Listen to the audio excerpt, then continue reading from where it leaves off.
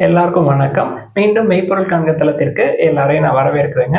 First நம்ம சர்வதேச சந்தையை பார்ப்போங்க. அமெரிக்க சந்தை எடுத்துக்கிட்டோம்னா நேற்று பயங்கரமா கீழே இறங்கி இருந்ததுங்க. இன்னைக்கு காலையில் ஃபியூச்சர்ஸ் மார்க்கெட்டும் கீழே டவுன்வர்ட்ஸ்ல தான் இருந்தது. என்ன காரணம் அப்படின்னா வேல்யூவேஷன்ஸ்.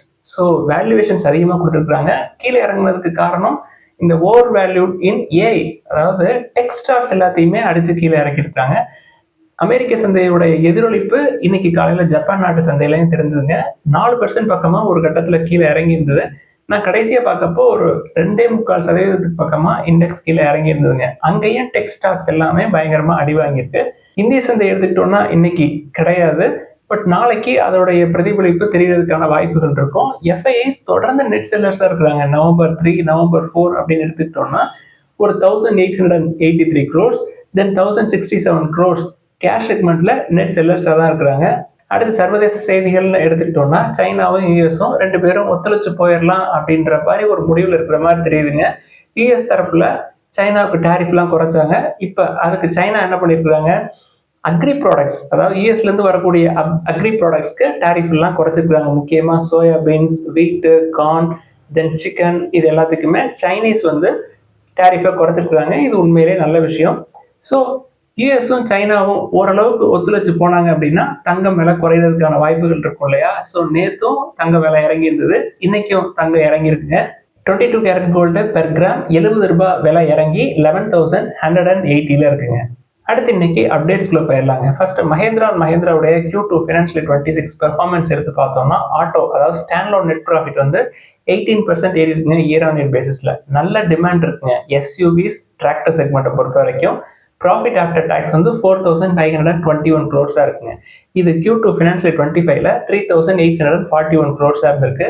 வால்யூம் அப்படின்னு எடுத்துக்கிட்டோம்னா எஸ்யூவி வால்யூம்ஸ் ஒரு 7% ஏறி இருக்கு. டிராக்டர்ஸோட வால்யூம்ஸ் 32% ஏறி இருக்குங்க இயர் ஆன் இயர் பேசிஸ்ல. தென் கன்சாலிடேட்டட் நெட் ப்ராஃபிட்னு பார்த்தோம்னா 28% ஏறி இருக்கு இயர் ஆன் இயர் பேசிஸ்ல. நல்ல நம்பர்ஸ் காட்டியிருக்காங்க மஹேந்திரா.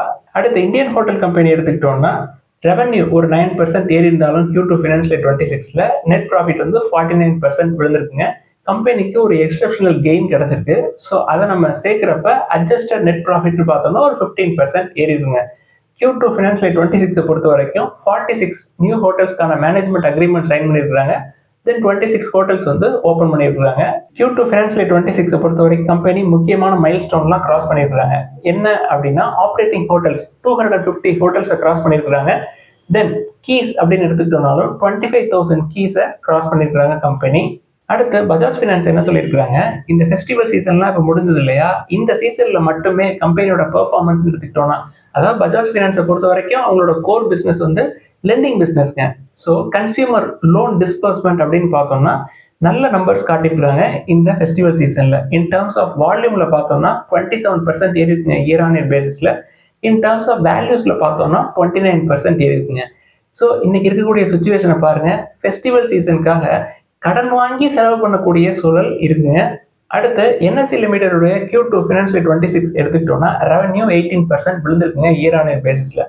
அதே மாதிரி ப்ராஃபிட்ஸ் எடுத்துக்கிட்டோம்னா நெட் ப்ராஃபிட் வந்து 33% விழுந்திருக்கு. இந்த 33% டவுன்ஃபாலுக்கு இன்னொரு முக்கியமான காரணம் என்ன அப்படின்னா கம்பெனி வந்து ஒன் டைம் ப்ரொவிஷன்ஸ் எடுத்து வச்சிருக்காங்க. ஸோ அதுவும் வந்து 33% வரைக்கும் ப்ராஃபிட் குறைஞ்சதுக்கு முக்கியமான காரணம்.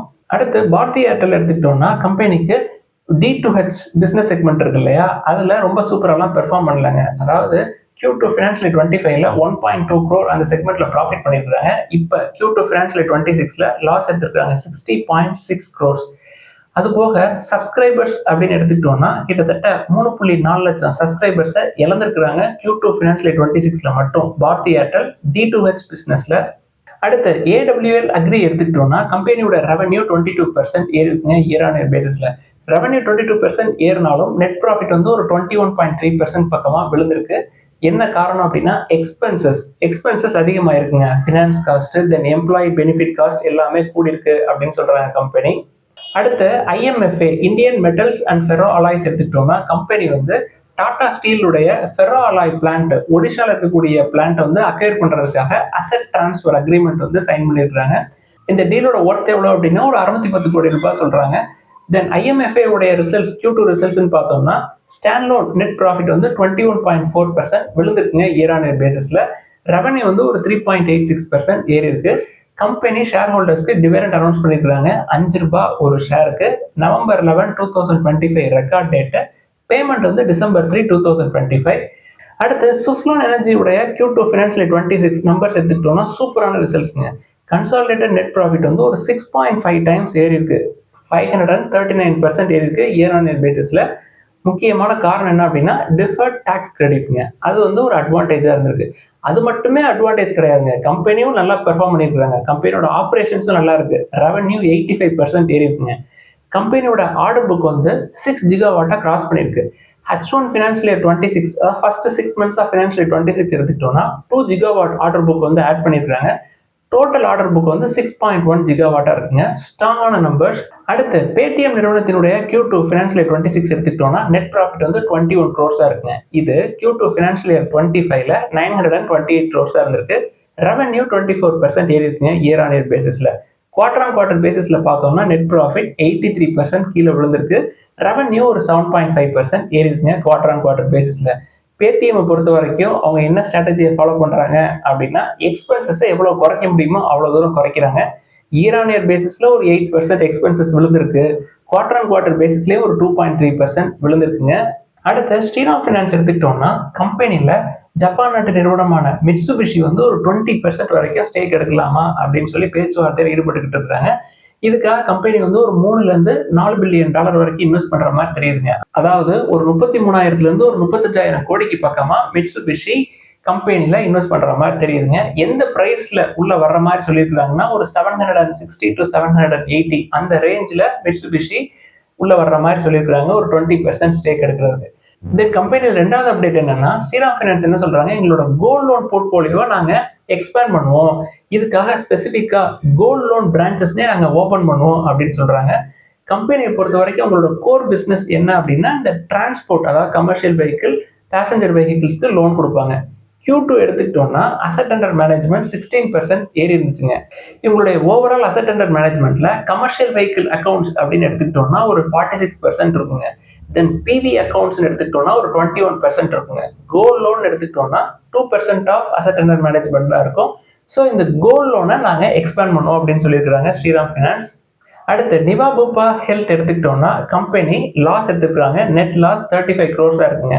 இது Q2 ஃபினான்ஷியல் இயர் 25 எடுத்துக்கிட்டோம்னா 13 crores ப்ராஃபிட் பண்ணியிருக்காங்க. இந்த லாஸ்க்கு என்ன காரணம் சொல்றாங்க அப்படின்னா அண்டர் ரைட்டிங் லாசஸ் வைடன் ஆயிருக்கு அப்படின்னு சொல்லியிருக்காங்க. வேல்யூவேஷன்ஸ் அப்படின்னு எடுத்துக்கிட்டோம்னா 77 times earningsங்க. ரொம்ப ரொம்ப வேல்யூவேஷன் ஜாஸ்தி. ஸோ இன்சூரன்ஸ் செக்டருக்கு நல்ல ஸ்கோப் இருக்கு அப்படின்றது ஒரு பக்கங்க. லார்ஜ் கேப் இன்சூரன்ஸா பார்த்து போறது சேஃப் அப்படின்னு தான் நான் நினைப்பேன். அடுத்து GRSC எடுத்துக்கிட்டோம்னா Q2 ஃபினான்ஷியல் இயர் 26ல நெட் ப்ராஃபிட் வந்து 56.2% ஏறி இருக்குங்க. அதாவது 98 crores இருந்தது Q2 ஃபினான்ஷியல் இயர் 25ல. இப்போ 153 crores இருக்குங்க Q2 ஃபினான்ஷியல் இயர் 26ல. ரெவன்யூ வந்து ஒரு 45.5% ஏறி இருக்கு. கம்பெனி வந்து ஷேர் ஹோல்டர்ஸ்க்கு டிவிடெண்ட் அனௌன்ஸ் பண்ணிருக்காங்க. ஒரு ஷேருக்கு ₹5.75. ரெக்கார்ட் டேட் வந்து November 11, 2025. அடுத்து சம்பல் ஃபெர்டிலைசர்ஸ் உடைய Q2 ஃபினான்ஷியல் இயர் 26 நம்பர்ஸ் எடுத்துக்கிட்டோம்னா ரெவன்யூ ஒரு 48% ஏறி இருக்குங்க. நெட் ப்ராஃபிட் வந்து 21% ஏறி இருக்கு இயர் ஆன் இயர் பேசிஸ்ல. கம்பெனி வந்து ஷேர் ஹோல்டர்ஸ்க்கு ஒரு ஷேருக்கு ₹5 டிவிடெண்ட் அனௌன்ஸ் பண்ணிருக்காங்க. December 3, 2025 ஷேர் ஹோல்டர்ஸ்க்கு டிவிடெண்ட் அமௌண்ட் கிடைச்சிரும் அப்படின்னு சொல்லியிருக்காங்க. அடுத்து வேர்ல்பூல் இந்தியா எடுத்துக்கிட்டோம்னா Q2 ஃபினான்ஷியல் இயர் 26ல ரெவன்யூ குறைஞ்சிருக்கு, ப்ராஃபிட்டும் குறைஞ்சிருக்குங்க. ரெவன்யூ ஒரு 3.8% இறங்கி இருக்கு இயர் ஆன் இயர் பேசிஸ்ல. ப்ராஃபிட்ஸ் அப்படின்னு எடுத்துக்கிட்டோம்னா Q2 ஃபினான்ஷியல் இயர் 25ல ஒரு 52 crores ப்ராஃபிட் பண்ணுவாங்க. இப்போ Q2 ஃபினான்ஷியல் இயர் 26ல 41 crores தான் ப்ராஃபிட் பண்ணிருக்காங்க. 21% ப்ராஃபிட் விழுந்திருக்கு வேர்ல்பூல் பொறுத்த வரைக்கும். அடுத்து மகாராஷ்டிரா சீம்லெஸ் உடைய Q2 ஃபினான்ஷியல் இயர் 26 நம்பர்ஸ் எடுத்துக்கிட்டோம்னா ரொம்ப டாப்பாலாம் இல்லைங்க. ரெவன்யூ 10% விழுந்திருக்கு இயர் ஆன் இயர் பேசிஸ்ல. நெட் ப்ராஃபிட் வந்து ஒரு 43% பக்கமா விழுந்திருக்குங்க. நம்ம எப்பொழுதுமே மகாராஷ்டிரா சீம்லெஸ் சைடு ரொம்ப கேர்ஃபுல்லா இருங்க அப்படின்னு சொல்லுவோம். இப்ப சமீபத்துல நம்மளுக்கு கிடைச்ச டேட்டா என்ன சொல்லுது, இந்த சீம்லெஸ் பைப்ஸ் டியூப்ஸ் இருக்கு இல்லையா, சீனால இருந்து வரக்கூடிய இம்போர்ட்ஸ் எடுத்துக்கிட்டோம்னா ஃபினான்ஷியல் இயர் 25 பொறுத்த வரைக்கும் 2 மடங்கு கூடி இருக்கு அப்படின்னு ரிப்போர்ட் சொல்றாங்க. அதாவது கிட்டத்தட்ட 4.7 லட்சம் tons of seamless tubes pipes எல்லாமே சீனால இருந்து உள்ள வருதுங்க.